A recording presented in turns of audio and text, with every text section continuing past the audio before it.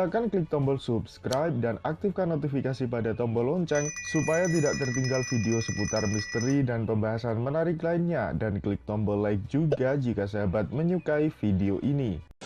Indonesia ramai ya oleh siaran-siaran radio Belanda. Ya, di mana dalam siaran itu radio Belanda mengumumkan bahwa pasukan Inggris yang mewakili sekutu akan datang ke Indonesia.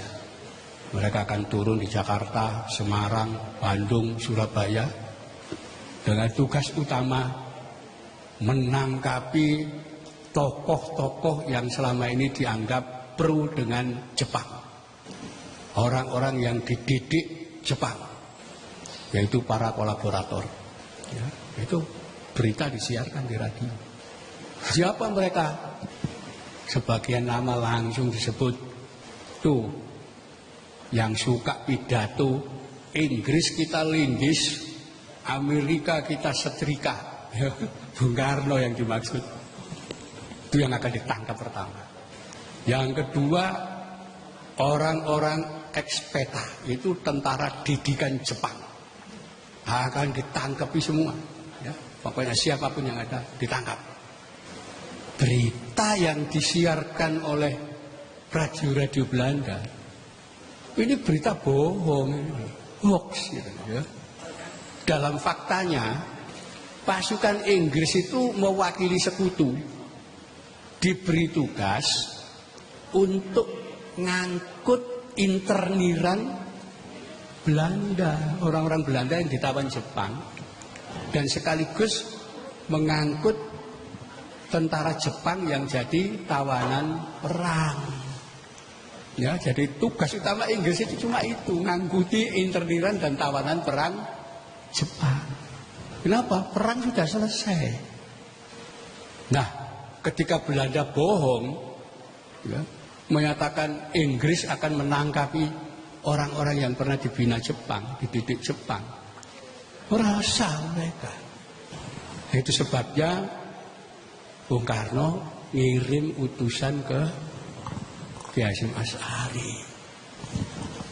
Tokoh-tokoh dari peta, ya, yang menjadi Panglima Divisi, yang menjadi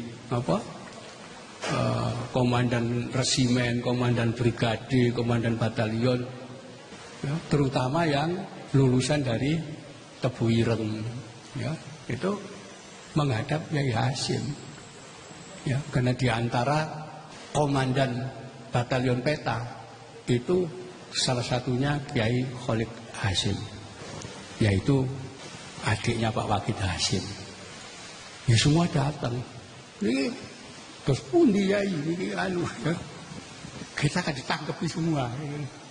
Disitulah Kyai Hasyim Asy'ari mengumpulkan pimpinan-pimpinan NU se-Jawa Madura tanggal 21 dan 22 Oktober di Surabaya di kantor Ansor Bubutan.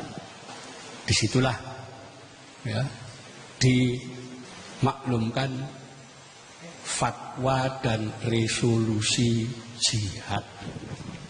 Fatwa jihad itu disampaikan untuk umat Islam.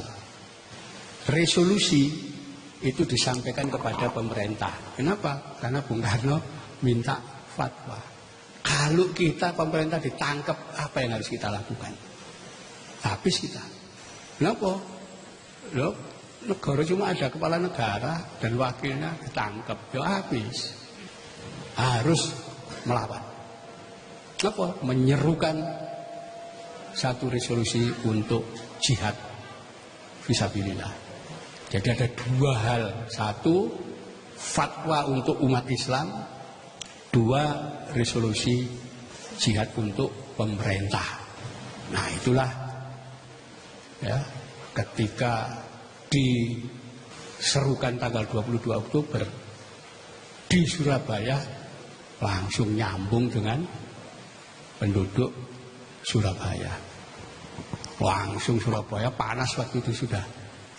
Ini Inggris akan datang diboncengi tentara Belanda. kita harus melawan. Kenapa? Di dalam fatwa jihad itu disebutkan fardu ain bagi seluruh umat Islam yang berada dalam jarak 94 km, yaitu disahkannya sholat jamak qashar untuk membela negaranya dari serangan musuh. Ya, jadi kalau musuh sudah berada dalam jarak 94 kilo, itu seluruh penduduk yang ada di wilayah itu fardu ain. Kalau jaraknya lebih dari 94 kilo, itu fardu kifayah. Itu yang diserukan Yai Hasyim. Ya, sementara yang resolusi jihad karena itu untuk pemerintah, ada menimbang, ya, kemudian mengingat dan seterusnya, maka ditetapkan banyak. Ya.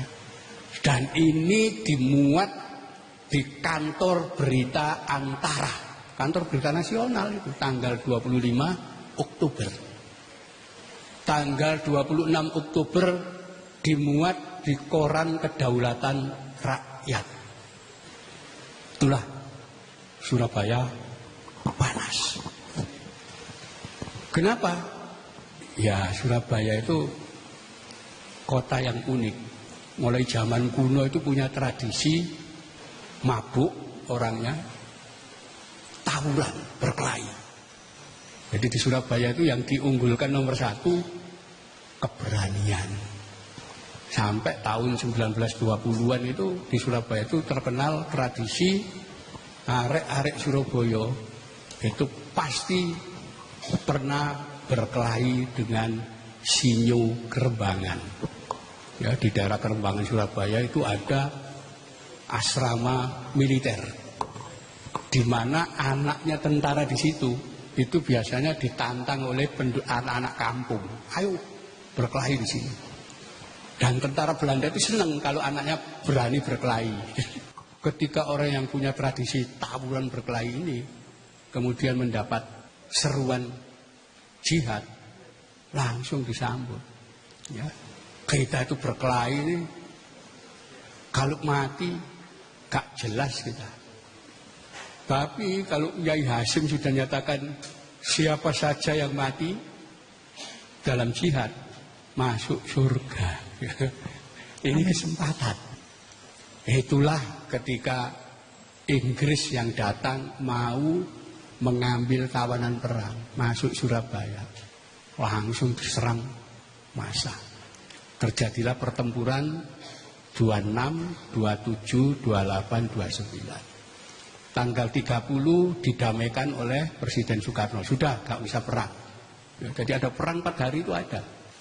Ternyata tanggal 30 malam Melebi digranat, mati. Inggris ngamuk. Apa-apaan ini ya, kita gak perang kok gitu. Tahu diserang kemudian jenderalku mati gitu. Itulah di ultimatum. Kalau sampai tanggal 9 November 1945 jam 6 sore pembunuh Melebi tidak diserahkan. Dan penduduk Surabaya yang membawa senjata tidak menyerahkan senjatanya kepada Inggris. Ya. Tanggal 9 November. Tanggal 10 November jam 6 pagi Surabaya dibombardir darat, laut, udara. Udah langsung 5 kapal perang Inggris itu di pelabuhan Tanjung Perak. Ya, pesawat-pesawat sudah didatangkan semua. Meriam besar Howitzer dipasang di pantai. Itulah pecah peristiwa 10 November. Jadi peristiwa 10 November tidak akan terjadi kalau Melebi tidak mati dibunuh. Pasukan Inggris tidak diserang dalam pertempuran 26, 27, 28, 29. Dan pertempuran 4 hari ini 26, 27, 28, 29 tidak akan terjadi kalau tanggal 22 Oktober tidak ada fatwa jihad. Ini kan dihapus selama ini. Jadi kalau tidak ada fatwa dan resolusi jihad, nggak ada perang itu. Adanya karena perang, pertempuran itu. Jadi ini saya kira yang patut dicatat. Perang 10 November itu perang terbesar setelah Perang Dunia berakhir. Jadi 15 Agustus Jepang sudah nyerah, itu Perang Dunia Kedua sudah berakhir, Perang Pasifik berakhir. Lah ini gimana? Oktober sama November ada lagi perang. Itu sebabnya peristiwa 10 November dicatat sebagai perang terbesar yang skalanya internasional setelah berakhirnya Perang Dunia Kedua. Kenapa bisa katakan skala internasional?